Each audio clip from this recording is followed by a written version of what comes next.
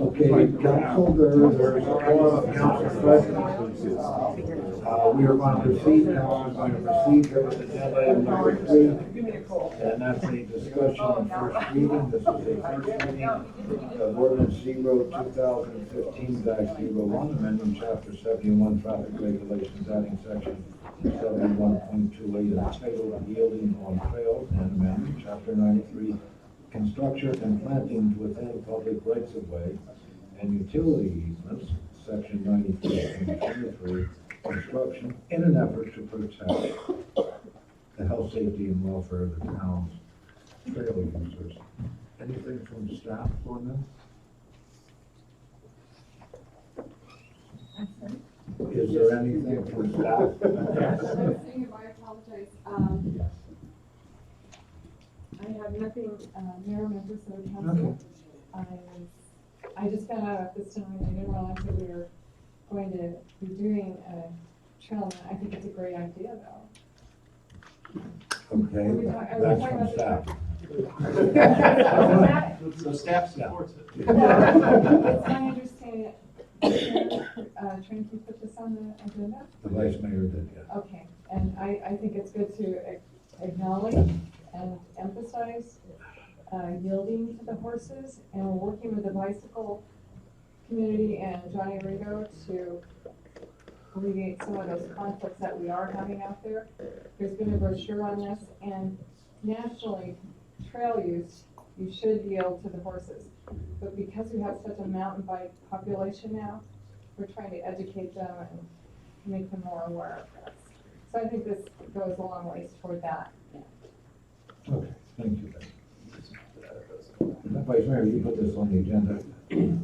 Right now, you can always say something like, "Well, I wanted to bring this to council's attention." Then when you make the motion, you can really. I think it was the first meeting in December where we had a packed house to discuss trail issues. That was sort of the impetus behind this and the discussion that occurred that evening. It came to my realization that we didn't have an enforceable rule requiring that cyclists yield to horses and that pedestrians yield to horses when using the trail. As Bambi said, it's been sort of in practice for a long time, but once it came to my attention that it wasn't sort of codified, it seemed pertinent to put it on the agenda. Together with that, another issue that also impacts the trails is the installation or construction of hard surfaces across public trail easements. This occurs sometimes for private driveways and other things. And, you know, horses, obviously, they have metal shoes on their feet, and those are the slick surfaces can be dangerous for them, particularly when it's adjacent to a road and there's something that can spook them and they could lose their footing. So that's section 2 of this proposal. Bringing it, as it's stated in the ordinance, it's to protect the health, safety, and welfare of our trail users. Okay, we'll go to public comment on agenda item number 3. Ms. Carey? I have no speakers now. Mr. Smith? We can't get away from the Smiths today. Hey, good thing I came today. Dave Smith, we're near 416 North 20th Street. Anyway, I have 150 horses go across my private land, up my driveway, my private road, every week. There's a facility right next to me, and they use my land, my trail, to access state land behind me. I don't like the idea of any code telling me what I can do on my own private property. On public property, I think it's fine. But on private drives and whatever, no. And when the trail goes through your land, I think you should have the say. And when I pull out onto my driveway and I got 6,000 or 1,000 feet of driveway, I don't want to have to slow down and stop for horses or whatever. And I mean, I try to do it all the time, but sometimes you come around the corner and you just you know, they're there. And you're going a little fast or whatever, 20 miles an hour. I've looked at my speedometer and that's about as fast as I've ever went. But for codes and stuff, I don't think Cave Creek needs them to tell people what to do on their own private land. And I hope this is just on public right away. Thank you. I know we're still in public comment, you can respond when I come back to you. Did you have your hand up? Oh, John, Mr. Ringo, go ahead.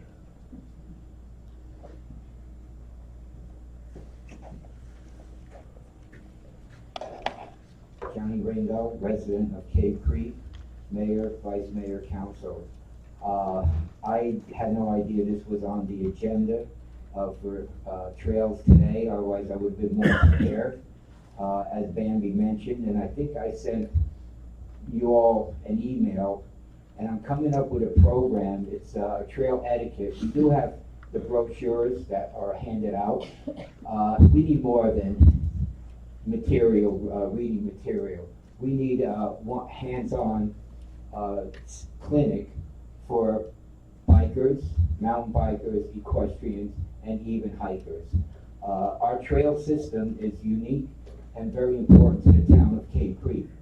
And just for a minute, Jay, it's you know, if you don't have horses, that's fine. It's just being courteous to people on horses. And you could slow down. Everybody should slow down, if it's even on your property or out on the road. And you know, some of us have children riding horses, loved ones, and so we all need to be aware of that and be responsible and not speed by them. But I'm starting to put together a program called Cycles and Saddles. It'll be a clinic before mountain bike races, or we were going to do something in March. Now it's moved back to May, and I'm okay with that. I've been doing research. They've been doing this in California a few years ago and has been very successful. And we need to make everyone aware of etiquette on our trails.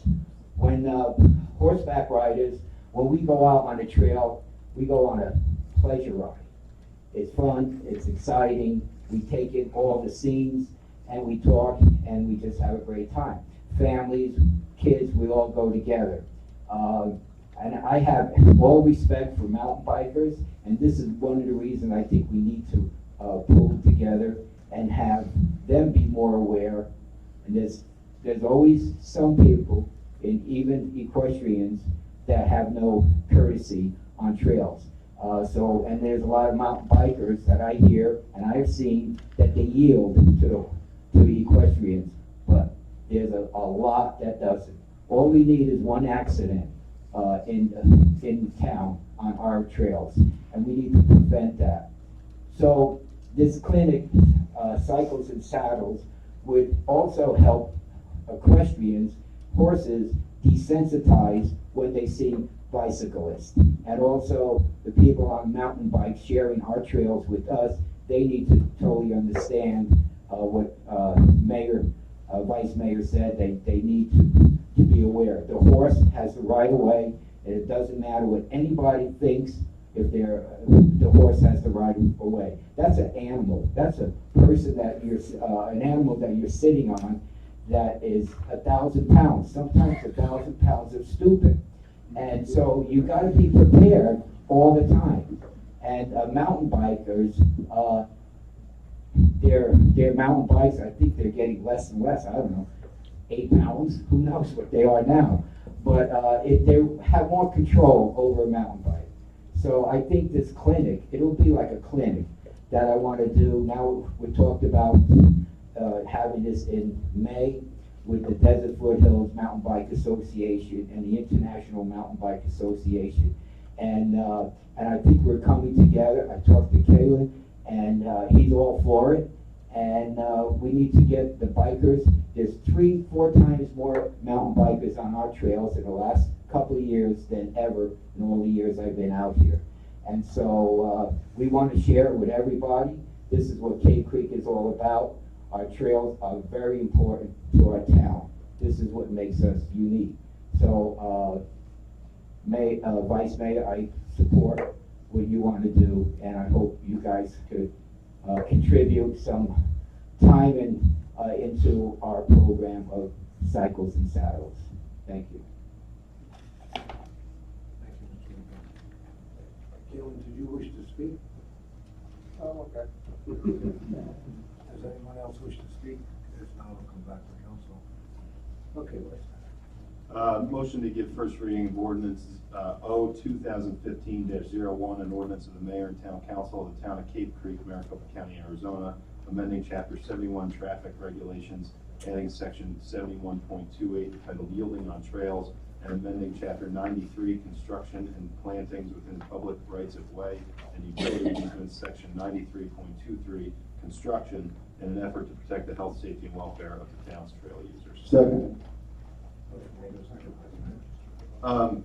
Just real briefly, the language that I used for this, I believe I took the yielding on trails language from an ordinance in Flagstaff, and the language about the installation or construction of hard surface materials across the trails from an ordinance in Phoenix. So it's vetted language. I think we've said it all already. I take for granted that it's common sense to yield to horses, and of course it is on all the signs out there. This is to address Mr. Smith's concerns. This is just to affect usage on public trails. With respect to motor vehicles, there is actually a state statute that says motor vehicles have to yield with horses, but only on public highways. So on your own private land, certainly, especially I guess if the folks are trespassing, you would have no obligation to yield to them, other than the duty of care that a reasonable person would have to extend to somebody if you were granting them that access. But this ordinance would not impact you. That said, I have always had very favorable interactions with our mountain bikers throughout town. I may be very fortunate in that regard because people generally in Cape Creek are friendly and courteous. I have, however, heard of some horror stories elsewhere in the state of people having encountered mountain bikes moving at a high rate of speed, particularly downhill and around corners when they can see the horses. And I certainly hope that by passing this ordinance, we will continue our stellar track record of safety within our community. Councilman Bunch, did you have a second? Makes perfectly good sense to me. What I know about horses, I learned from mine. He taught me a lot. When he was born, he just kind of laid there. But they're animals of instinct, and they're prey animals. And anything that startles them, they run. You're going on a trail, you got some guy coming down on a mountain bike behind you, and all of a sudden he's there. I've experienced it when my horse decided that he wanted to vacate the premises and tried to leave me there. It's not a good feeling, and it can happen real easily when they're startled. So educating and codifying this, I think, is a really good idea.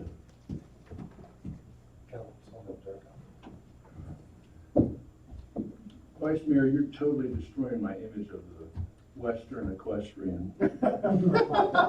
Before I found my mind and got rid of my horse, I always yielded to pedestrians on the trails. I imagine John Wayne riding on a trail, he'd always let a woman go by, and if he saw a damn mountain biker, he'd shoot it. So what? That said, I have a serious question for council about this. We have some trails, many trails in town that were given to the town as part of a plat, and they cross residential property. And so a homeowner could have a home, a trail crossing behind his home, a gazebo or something off on the other side of the trail. And is there going to be any potential issues with not allowing hard surfaces if they want to put some kind of set of pavers or something, and they have to interrupt this because of the way this is worded, by stopping, not putting pavers across the easement? Mayor, Councilman Durkin, it depends on the nature of the easement that the town holds. As you know from other litigation that the town has been involved in general, if you have an easement for a specific purpose, then the remaining rights in the land remain with the landowner, and the town would hold only an easement. So there may well be circumstances where the utilization by the town of a trail easement, or even an equestrian easement, leaves to the property owner the ability to, for example, pave across the property as part of the reserved private property rights of that owner. That's all I can say generally. I would simply suggest that it's not likely to happen often, and it's an ad hoc issue where you're just gonna have to look at what the scope of the town's easement rights are on a case-by-case basis.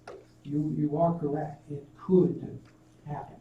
There could be a conflict between the reserved private property rights and the manner in which you would like to use the equestrian easement. Could happen. Councilman. Oh, I'm sorry, Councilman Durkin. Yeah, thank you. So, Vice Mayor, I'm in wanting to avoid future litigation, the town has enough of that. But would you be open to a friendly amendment to the wording that restricted the length along the direction of the easement, restricted the length of that paving to 4 feet or something like that?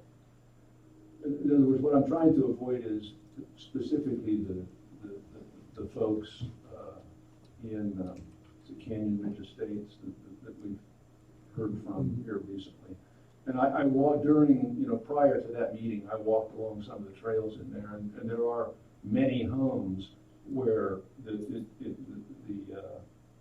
trail cuts right behind houses, and these houses are on lots, the residents of whom own property, a significant amount of property on the other side of the trail. And there were homes where there were improvements on the other side of the trail. So what I'd like to avoid, if possible, is exactly this kind of circumstance where a property owner tries to put, some kind of set of brick pavers or something to his gazebo behind his house.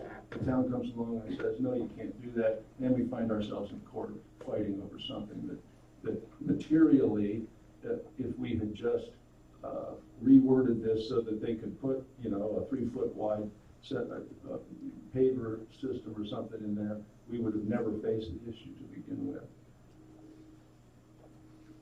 To answer your question, I would be open to a friendly amendment to ameliorate that concern, but I'm not sure that a 4-foot measurement is the right way to address it. Maybe the answer is to say is generally prohibited, but may be granted upon administrative review or something like that, and allow for special circumstances where if Bambi's discretion, it's not going to create a safety hazard, then it can be permissible, something of that nature. But this language was taken out, as I said, an ordinance in Phoenix, particularly addressing an area of the town where the equestrian trails had started having driveways put across them, and basically what had been a softscape trail became a hardscape trail, and people couldn't use it anymore, so they were trying to ratchet that back and stop that from happening throughout the city. Well, help me understand your concern in that regard. When I was riding, I rode on Blacktop a lot, and we have parades where we have horses going up and down literally 1.5 miles of Blacktop. What is the concern regarding someone riding a horse over a length of Blacktop driveway width, 25 feet or something? I'm having trouble understanding why that is a material issue here. But that is, by that I mean an issue with some meat to it. Well, the only answer that I have for you is that a lot of the slurry seal stuff that they use in particular to seal concrete or asphalt in Arizona is really slick because it's got this tar stuff in it. And I've been very lucky with regards to mountain bikers not causing me grief. I have come off my horse 2 separate occasions, crossing a driveway, in one particular driveway, which I now go out of my way to avoid, because it's super slick and it cuts across our trail along Schoolhouse Road. And so I thought that this was a good way to prevent that from happening in the future, particularly as dust control issues and things like that come up, down the line. That said, to address your statement about horses riding in the parade, the horses that go and ride in the parade are horses, I would hope, that the riders have, made sure that they're trained and desensitized and able to operate in that environment and on that footing. And the horses that we take out on our trails in this community, a lot of us ride young horses or unseasoned horses, and, they're just not used to it. It could create a wreck. So that's why it was relevant to me. Mayor, What if we remove the words concrete and asphalt? Mayor, Councilman Durkin, let me give you a suggestion that you can then add in. I think you can accomplish what it sounds like you and the Vice Mayor are trying to accomplish by leaving the sentence precisely the way it is. Installation of construction of hard surface material, blah, blah, blah, blah, is prohibited, comma, unless such prohibition is inconsistent with the reserved rights of the property owner. Done. Aaron, did you get that? Yeah, thank you. Councilman McGuire. Yeah, in defense of Bambi, I think Bambi wasn't prepared tonight. She didn't know, hadn't been notified that this item was on the agenda. I think, Mr. Ringo, this is probably the brochure that you were referring to. And this is a brochure about the behavior that is expected of individuals who use our trails. It came out of the Open Space Advisory Committee, and I think it covers not only the order in which yield should take place, that is, bicycles yield to pedestrians, and pedestrians and bicycles both yield to horses. And there's a good deal more language in here that's made to educate any trail users, and I believe Bambi has a supply of these, and is working with local organizations to educate them about the use of the trails. Thank you, Bambi. Councilman Montequino. Thank you, Mayor. So if we add this amendment, reserved rights of the property owner, that's going to require some analysis of the easement. And my question with regard to the easement is, how did we get the easement in the first place? Okay, did the property owner give the town the easement across his or her property with the trail? There are very few, I'm sorry. Let me finish. Okay. If that's the case, okay, maybe this is too much of a leap, but we would have put in that easement that the town has complete control, and if we wanted to prohibit something, we would be able to do that.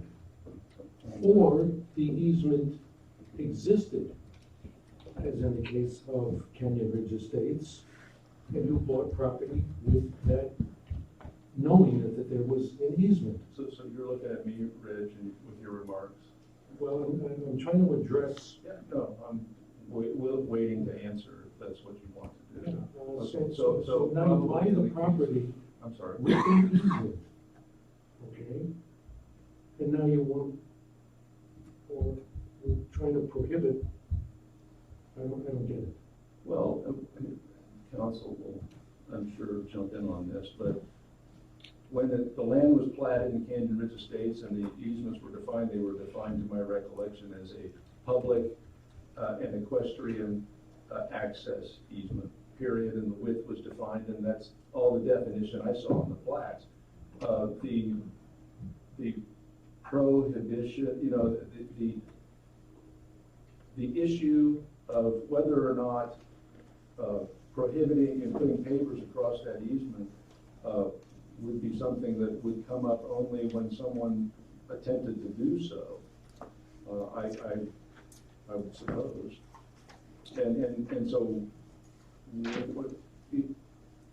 I guess my answer is no, probably what you said is not true. prohibitions are not delineated in the definition of the easements as they presently stand. They're buried in an interpretation of the easement if the issue arises. I don't know, I defer to council. Thank you, Mayor, members of the council. Here's the answer to the debate you just had. First, the easements are almost always, there are some strange legal exceptions, almost always obtained by either grant in a specific easement document or by dedication through a plat. Second, I do agree with Councilman Durkin. They almost never have carefully worded restrictions. They say roadway, sidewalk, equestrian trail, easement, all right, or dedicated for equestrian uses. Therefore, on cases where fee title is given to the city, no problem, the prohibition applies. In cases where the city obtains only an easement, the law says that the underlying fee holder may continue to use the property in any reasonable manner not inconsistent with the easement use. So if there is a trail easement, and if the owner on both sides of the underlying fee wants to put in some pavers to connect his pool to the house, 3 feet wide, 8 feet long. Even though it is a case-by-case ad hoc analysis, the fact is that the landowner probably can. And that would be the reserved rights of the fee holder. So the amendment that these two gentlemen have proposed, and I helped with the wording on a second ago, says you absolutely cannot pave this area unless there is a landowner who still holds the fee and he wants to do something reasonable that does not materially and substantially interfere with the use of the easement. So case-by-case analysis, but in that case, you probably can put some pavers across the road. And that may be a little bit less than what the vice mayor wants, but it's consistent with, I think, the spirit of what you're trying to accomplish. And I'm pretty sure it isn't going to happen too often. Hope that helps. Councilman Bunch? Okay, I'm around 2,000 of these beautiful animals every day. They're thoroughbreds, so they're a little bit more high-strung. And the only rule that we really have, and it's the rule which protects both the horses and the riders, is the horses have the right of way at all times. Carrie, the roll, please, first reading. Councilman McGuire? Yes. Councilman Spitzer? Yes. Vice Mayor Trent? Yes. Councilman Bunch? Yes. Councilman Monachino? Yes. Councilman Durkin? Yes. Mayor Francia? Yes, unanimous vote on the first reading, 7-0. Agenda item number 4, and this is the last one for the evening. Oh my goodness. Mark and Danny over there falling asleep. Okay. Discussion and approval of resolution R 2015-01 directing staff to launch Creeker Commerce, a program designed to encourage resident and visitors of Cave Creek to support local enterprises and engage in business transactions that generate sales tax revenues to fund town operations. I take it there's nothing from staff on this. And Vice Mayor, again, you can't say you're for it or against it, just a few words that you thought it would be a good idea to bring this to council, and then once the motion is made, you can explain it. Some of you may remember in 2013, we were talking about the revenue needs of the community, and one of the ideas that I put forth during the campaign was to develop a program to encourage our residents to spend our sales tax revenues or spend their dollars locally in an effort to drive sales tax revenues to fund town operations. It took some time in order to bring this forward with the help of Patty Palno and Brian Poor. Over the last several weeks, we've been able to put together sort of a pilot program and work out the kinks to make sure that it's feasible. And the town manager kind of oversaw that effort. And, the town clerk has been helping us figure out how to get the message out to the community and kick the program off. And so, before we took any further steps, I wanted to get this on an agenda, present it to my colleagues here, and I'll save the rest of my comments for later. Okay, we'll go to public comment. And- We have Yeah, Johnny public Ringo. comment. Johnny? Mr. Raymond.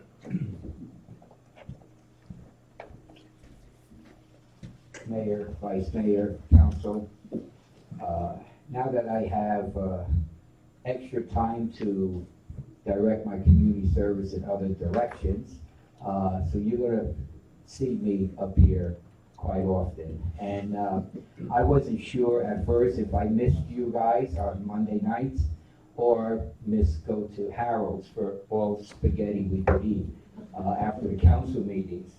And I do have to say, Harold's has great spaghetti and meatballs.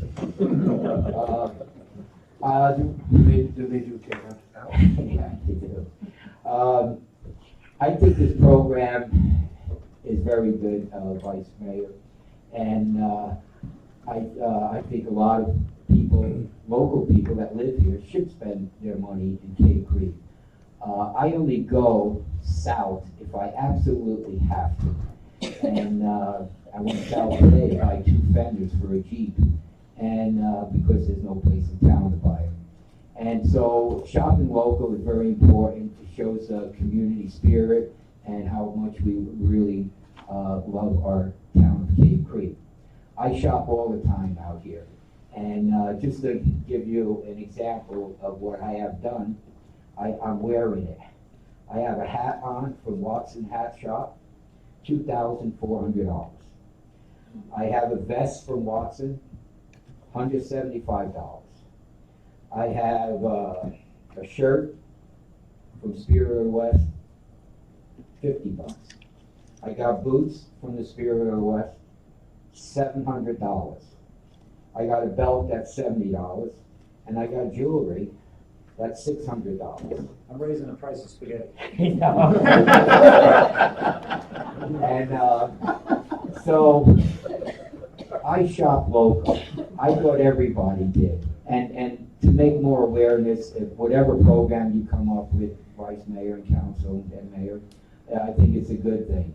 I figured this out, that I just had contributed $119.85 in sales tax to the town of Cave Creek. John, would you like a partner? I got No. If there's any way I can help you out, I support the town through my business, Carefree Adventures. I show everybody where to go, and for anything they need, they want, most of the time, we actually take it right there. And so they stay in town, they spend lots of money after their tour, they go shopping. So if you need any help with this, you got my 100% support. Thank you. Mr. Vice Mayor, ask him to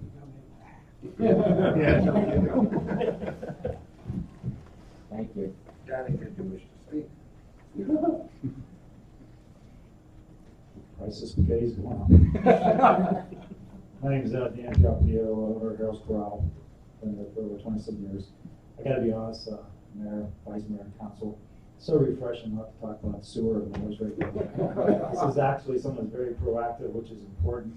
It's a positive. I looked at the program, and at first I thought it was something to do with the Chamber of Commerce, like why another commerce, but it's really a shop local, we get proud about the town, and it's proactive, like I said.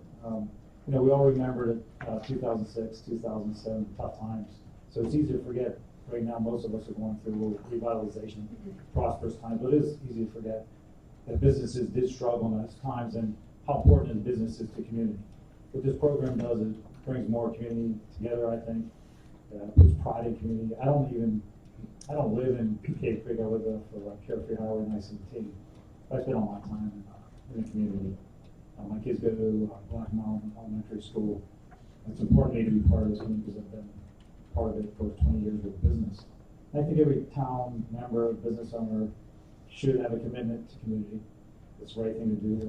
We dedicate our time to live in this community, and it's a positive effect to create a program like this for everybody. Why not? It supports businesses like ours in the summertime when we need the help, we need the locals to come out, which helps create more tax dollars for sales tax for the town, which will help support programs as perhaps funding that water pipe that needs fixed on Cobble Springs.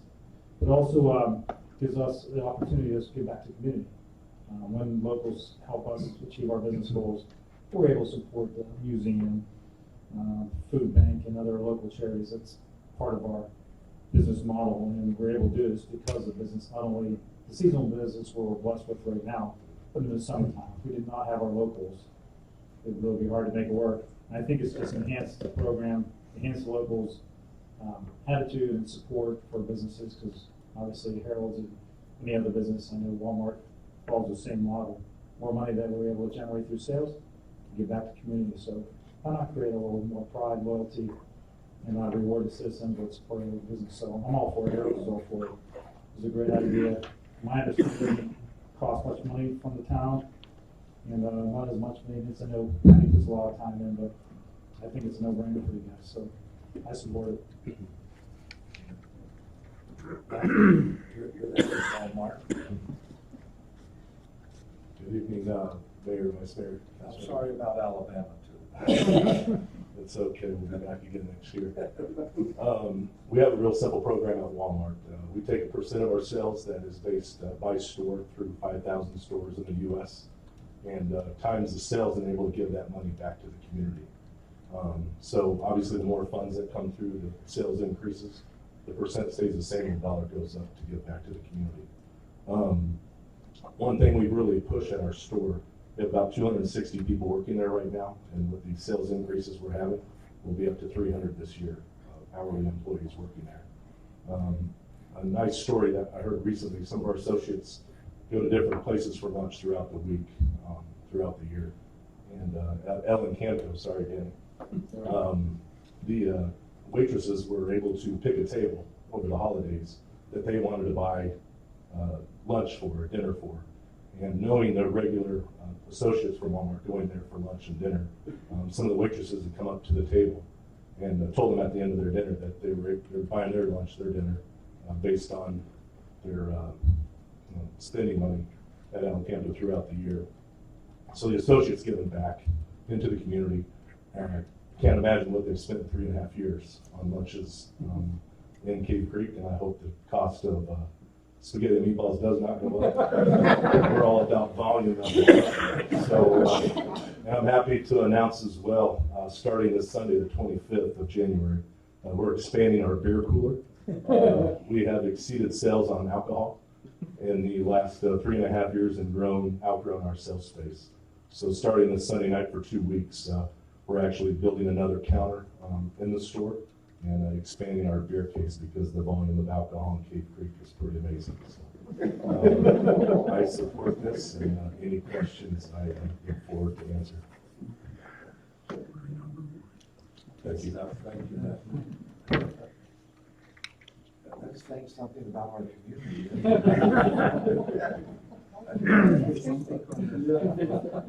it to council. Okay, Vice Mayor, you can go ahead. Motion to approve Resolution R 2015-01, a resolution of the Mayor and Town Council of the Town of Cave Creek directing staff to launch Creek of Commerce, a program designed to encourage residents and visitors of Cave Creek to support local enterprises and engage in business transactions that generate sales tax revenues to fund town operations. Second. Motion made and seconded, Vice Mayor. So just kind of a little bit of an overview of how this program is going to work. I know the information is in the council packet. This is more for the benefit of the public. But essentially, as you go about your business and you shop in town, you'll collect your receipts for your purchases. You fill up your tank with gas. You go to Walmart to buy groceries. You go to dinner at Harold's. You buy gifts for somebody at the Watson's Hat Shop or what have you. Every transaction that you do, you get a receipt. It's going to have a number on there for the sales tax generated. Now that number is the total sales tax, state and local.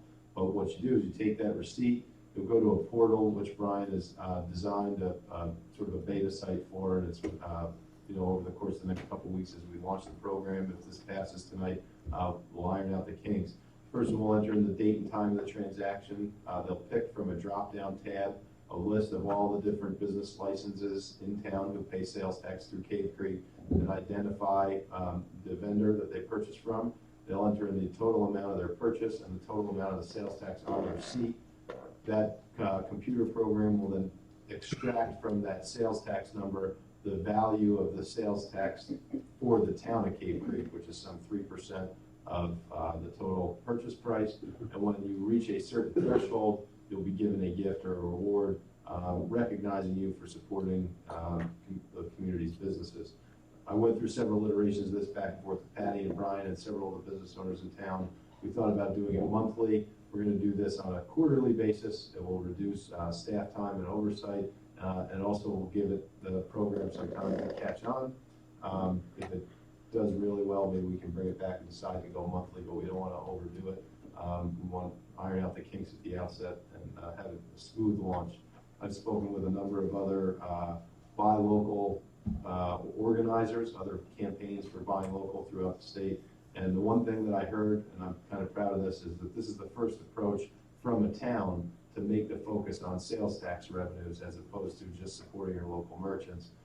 So I think if this catches on and our community is aware of sort of our debt and growth pressures and our maintenance issues and things of that nature, they can take pride in sort of helping to fund those things by choosing to spend their dollars in the community. You know, for example, myself, I drive south to go to work every day, and I have the option of filling up my tank with gas here at the Circle K or at the Chevron, as opposed to filling it up down the road. And I'll be banned from participating in the program as an elected official, but just for sake of reference, if I wasn't banned, I would then choose to fill my tank with gas in the town so I could be a participant in this program, and hopefully our residents will embrace that. So thank you, those of you who came out to support it, and special thanks to Patty and Brian and Peter and Carrie for working so hard to bring this about. Councilman Durkin, you have a second? I did. I think it's a great idea, and I just want to commend the Vice Mayor on his initiative. This is just one of I've witnessed in the year and a half I've been working with you, ideas you brought forth. And I just wish that the citizens of Cave Creek had the other side of the story about how much energy and effort you put into this job to counter what typically is published in the local tabloid. And I commend you. Thank you. Anything else from Councilman Bunch? Brian, you're going to list all the businesses on the website that Vice Mayor's talking about? I think we're gonna work that out. Okay, put a column that says other where they can type in the name of the business. Maybe we'll trap some of those people who are reporting wrong. And Oh, well. just a thought. Yeah, I always try and buy local. It supports me. I have people say, you know, well, I pay taxes in Cave Creek. Well, I tell them, look at your property tax bill and tell me just exactly how much property tax you're paying that goes to the town of Cave Creek. And you won't find a column there because there's not. So what you need to do is to support us through sales tax. And really, I think this is a good idea to get people maybe more aware of the fact that we don't have a property tax. We don't want a property tax. And this is a good way to keep that from happening. I'd like to also commend Vice Mayor Trank on following through with what he said before he was elected. He came up with this idea a long time ago and pushed it through here. As this does benefit the merchants a lot, along with the town, I'd like to see some portion or some phase of this get the merchants involved in funding some of the things that are given away. They make out well if this increases their business, they make out well because of that, and this basically benefits them. So they need to share in the cost of this process. Councilman McGuire? Danny, with a last name like yours, I assume it's not Bill Vale who's making that spaghetti. I'm going to seem like the Grinch that stole Christmas, so here I go. I think buying local is a great idea. I think supporting our businesses is a great idea. I am pleased to have the 2 chambers of commerce that we have in this town, but I'm concerned about the money and resources, increasing money and resources that we're putting into business promotion. We fund the Taste of Cave Creek, and indeed, Robert Wedigan and Adam Stein spent a considerable amount of their time in organizing the Taste of Cave Creek, which is for the benefit of the businesses, and it's a great event. We support Wild West Days, we support Fiesta Rodeo. We get involved in traffic control for all of those events. We have now a business liaison person that we're paying $1,000 to $1,500 a month. We have 9 banner poles throughout the town, and when I went past, that would be 9 times 2. That means opportunity for 18 banners there, and I saw 2 of them for the museum. There was one for one of the people who's on the committee that's organizing this, and I saw one for the farmer's market. And clearly, if only 4 of those out of 18 are being used, I'm very concerned. You know, the citizens want money dedicated to roads, to upgrades of the water line, to the upkeep and establishment of trails. There's a good deal of effort going in on the streetscape, and unfortunately at this point Bambi's being pulled away for a lot of other things that she has to do. And Gateway Park, we have considerable legal services, and I'm just concerned about putting more money into businesses when I think the community has other important needs. That really is preachy. Isn't it? Yeah. There's a cause and effect here. I mean, when I go to Walmart and shop every week, I'm really very conscious that whatever it is I spend, 3.5% is coming to my town. So here we have a chance. Yes, we do all those things that you mentioned, but why not do something more that's a new idea that stimulate? I mean, to me, our business people are economic farmers. There. And when farmers bring food in from the field, we thank them for it because they grow it. Well, that's what our business people do. They grow the economy for us. Councilman Durkin, you wish to? Well, I was going to attempt to assuage some of Councilman McGuire's concerns potentially. Vice Mayor, certainly this could be designed to be revenue neutral. In other words, if appropriate analysis was put into the positive impact to sales tax, we could then ensure, as regards the payouts, that we weren't actually draining more money out of the net sales receipts than was brought forth by the increased sales taxes. So now that was a statement. I apologize for that long-winded statement. The question is, have we set a rate associated with how much we're going to pay out here yet, or is that something that's going to be determined based on participation?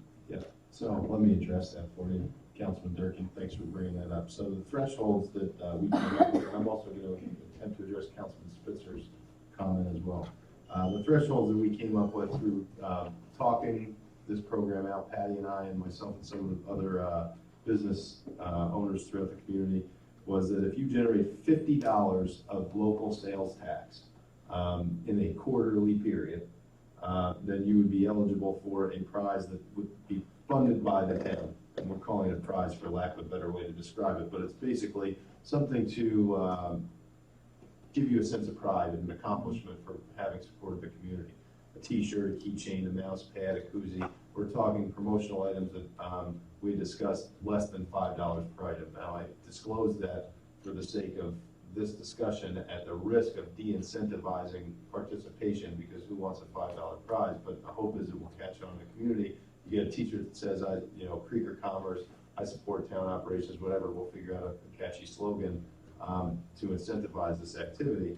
In order to generate $50 worth of local sales tax, you have to spend, I think it's roughly $3,000, if my math is right. That's $1,000 a month. It's a lot of money to some people, but it can be done if you're filling your gas tank up once a week. You do your grocery shopping in the community once a week.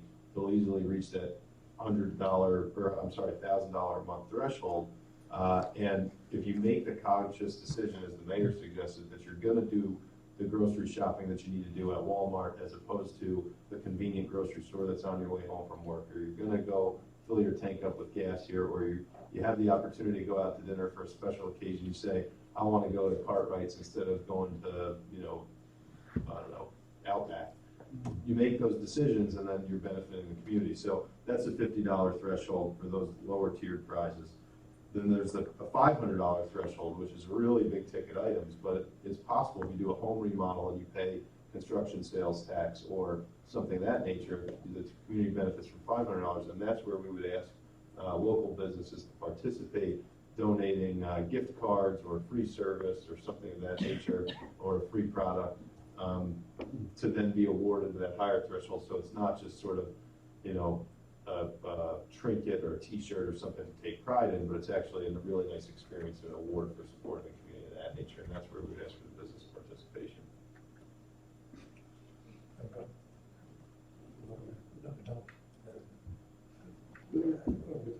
Councilman Bunch. This is probably a good time to take an opportunity to just commend someone sitting here tonight. My daughter used to live on the west side, and she would drive by her local Walmart to get to Albertsons because the store was dirty and not clean. And she's up here now, and she loves your store, man. Okay, everybody, well, it's at council level now. Okay, we're past the public comment level. The roll, please, Karen. Councilman Spitzer, Yes. Vice Mayor Trent, Yes. Councilman Bunch, Yes. Councilman Montano, Yes. Councilman Durkin, Yes. Councilman McGuire, I will buy locally, but I vote no. Mayor Francia.